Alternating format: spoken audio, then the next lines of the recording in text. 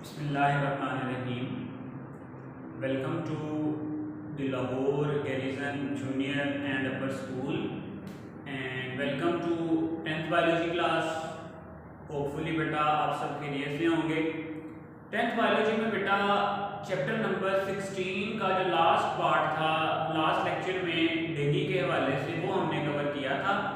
आज बेटा उसी चैप्टर की जो रिव्यू एक्सरसाइज है उसको हम सॉल्व करते हैं। ठीक है, पेज नंबर है बेटा आपके पास 135, पेज नंबर है 135 और चैप्टर नंबर है 16, man and his environment.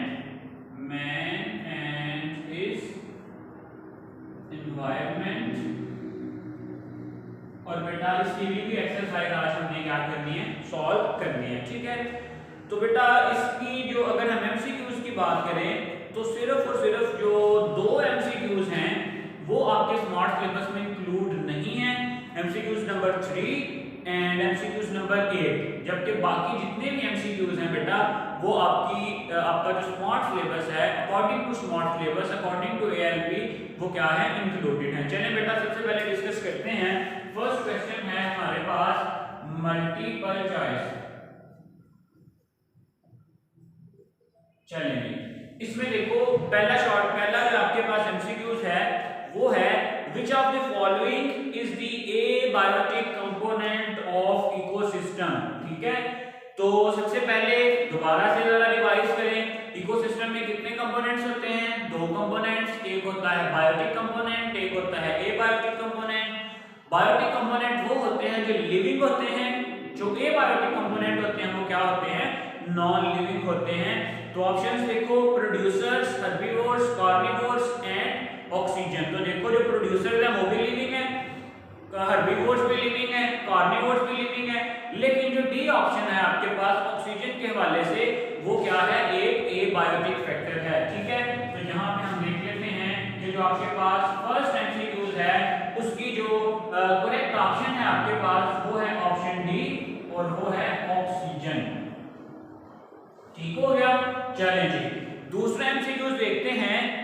When we eat onion, our trophic level is, क्या क्या है, when we eat onion, when we eat onion। देखो बेटा जो अनियन है वो आपके पास अल्टीमेटली प्लांट्स है ना, प्रोड्यूसर्स है। ठीक है, तो डायरेक्टली जो प्रोड्यूसर्स को खाते हैं सबसे पहले उनको हम क्या कहते हैं, प्राइमरी कंज्यूमर। ठीक है, फिर प्राइमरी कंज्यूमर से सेकेंडरी कंज्यूमर, सेकेंडरी कंज्यूमर से टर्शियरी कंज्यूमर। ठीक है, तो इसमें बेटा देखो ऑप्शन ए है आपके पास प्राइमरी कंज्यूमर, ऑप्शन बी है सेकेंडरी कंज्यूमर, ऑप्शन सी है डिकम्पोजर और ऑप्शन डी है आपके पास प्रोड्यूसर्स। तो हमारे पास जब हम खाते हैं, हमने किसको खाया, डायरेक्टली प्रोड्यूसर्स को, प्लांट्स को, अनियन को, तो क्या बेटा हम क्या हो गए, प्राइमरी कंज्यूमर। क्या हो गए, प्राइमरी कंज्यूमर। ठीक है जी, तो जो एमसीक्यू नंबर 2 है उसकी भी ऑप्शन आएंगे आपके पास ऑप्शन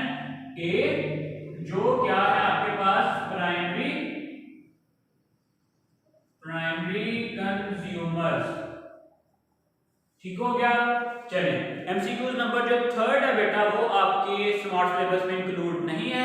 एमसीक्यूज नंबर 4 पे चलते हैं।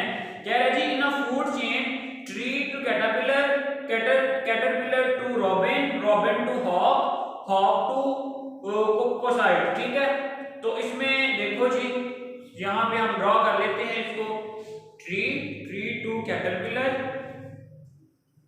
चलिए जी एमसीक्यू नंबर 3 के हवाले से tree to caterpillar, caterpillar to robin, robin to hawk and hawk to. ठीक हो गया। चलिए अब क्वेश्चन क्या है, कहता है which is the secondary consumer, which is the secondary consumer. तो बेटा जो गोल्डन रूल मैंने आपको बताया कि देखो सबसे पहले क्या आता है, प्रोड्यूसर है ना ये। ठीक है, ये क्या है, प्रोड्यूसर है ट्री। तो वो लिविंग ऑर्गेनिज्म जो प्रोड्यूसर को डायरेक्टली खाएगा, जो प्रोड्यूसर को डायरेक्टली खाएगा उसको हम क्या कहते हैं, प्राइमरी कंज्यूमर। क्या कहते हैं, प्राइमरी कंज्यूमर, ठीक है। और उसके बाद जो उसको खाएगा उसको हम क्या कहते हैं, सेकेंडरी कंज्यूमर। क्या कहते हैं, सेकेंडरी कंज्यूमर। और जो उसको खाएगा उसको क्या कहते हैं, टर्शियरी कंज्यूमर। क्या कहते हैं, टर्शियरी कंज्यूमर। तो यहां पे देखो बेटा, कैटरपिलर ने डायरेक्टली खाया ट्री को तो क्या हो गया, प्राइमरी कंज्यूमर। और फिर कैटरपिलर को खाया रॉबिन ने तो वो क्या हो गया आपके पास, सेकेंडरी कंज्यूमर। तो ऑप्शन आएगा आपके पास ऑप्शन बी, ठीक है। MCQ number 4, MCQ number 4 option आएगा आपके पास ऑप्शन बी, जो क्या है, रॉबिन।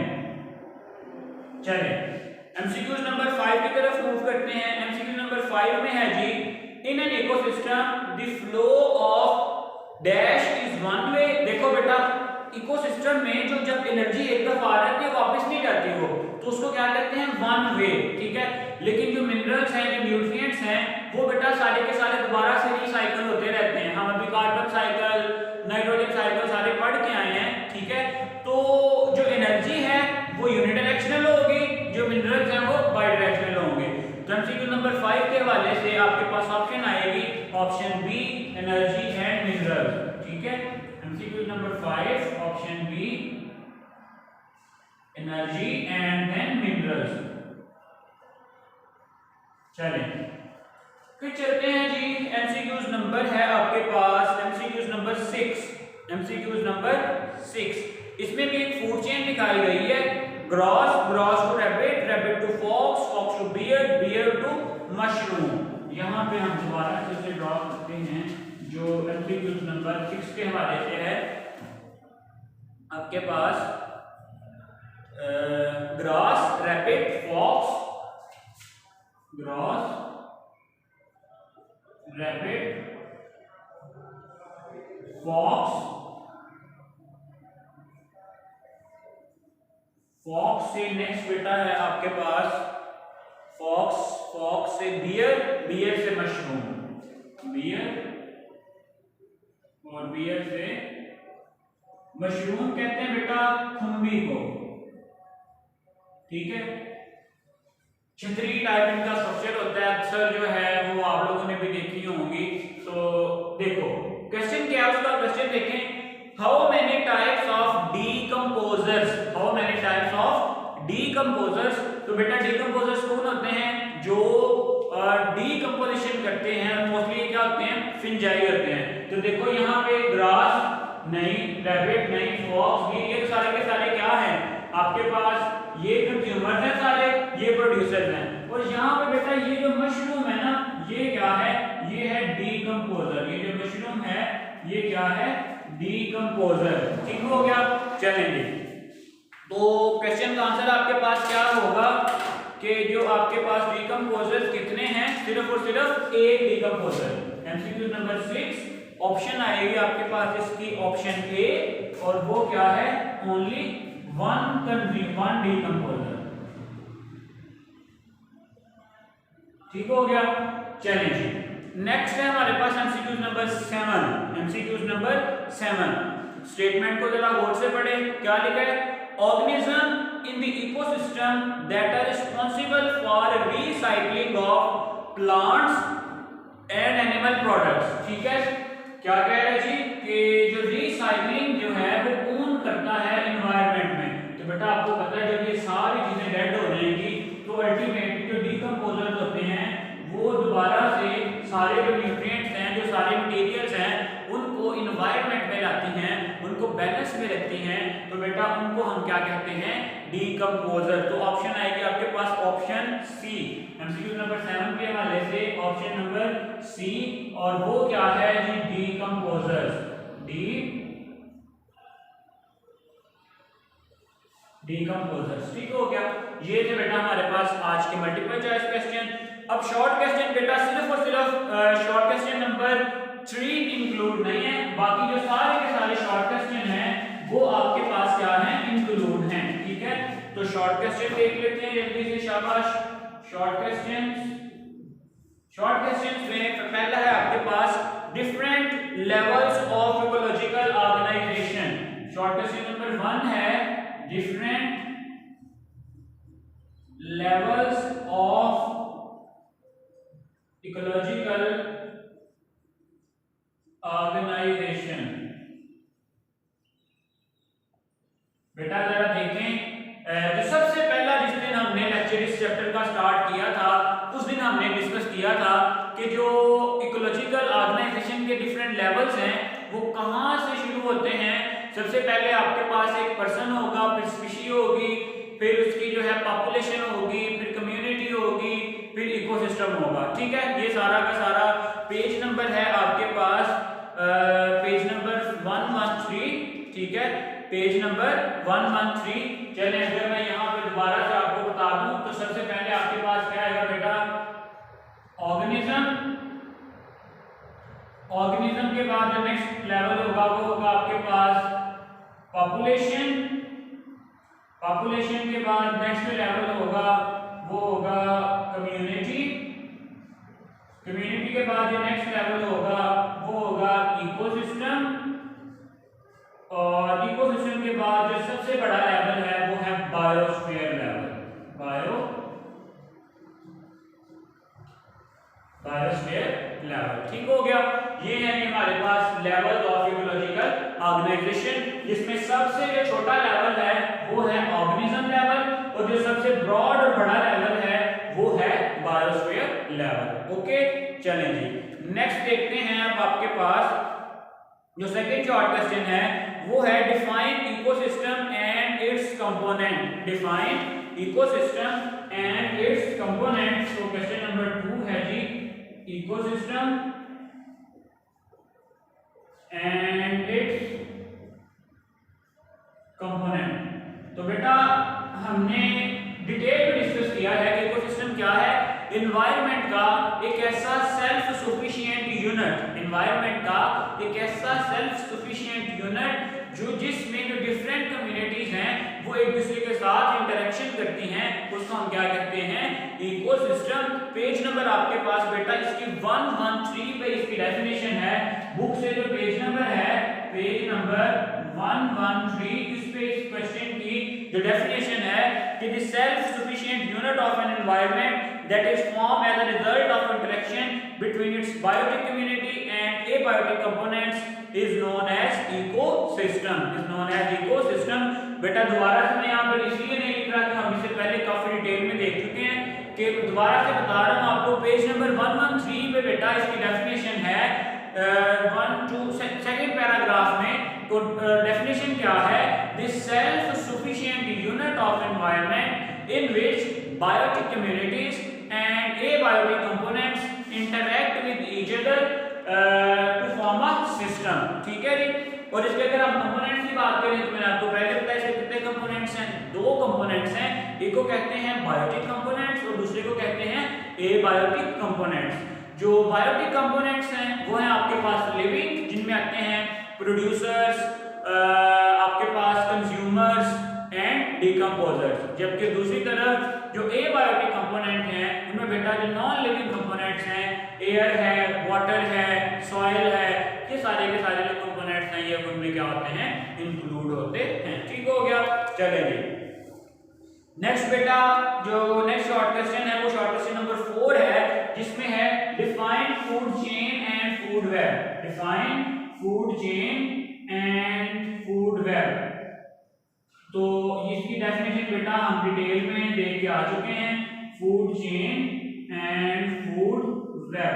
तो फूड चेन क्या होता है आपके पास, is a series of living organism in an ecosystem in which one organism is eaten by the after one and being the food of the other one. क्या होता है बेटा, देखो कि एक ऐसी जो आपके पास फूड चेन की अगर हम स्पेसिफिकली बात करें तो ये लिविंग ऑर्गेनिजम्स की एक ऐसी चेन है, एक ऐसी चेन है जिसमें जो एक ऑर्गेनिज्म है वो अपने से पहले वाले ऑर्गेनिज्म को खाता है और अपने से बाद वाले की क्या बन जाता है, फूड बन जाता है। जैसे कि ट्री की अगर हम बात करें जी, ग्रॉस हॉपर, ठीक है, ग्रॉस हॉपर को आगे खा गया जी कौन, लिजर्ड खा गई।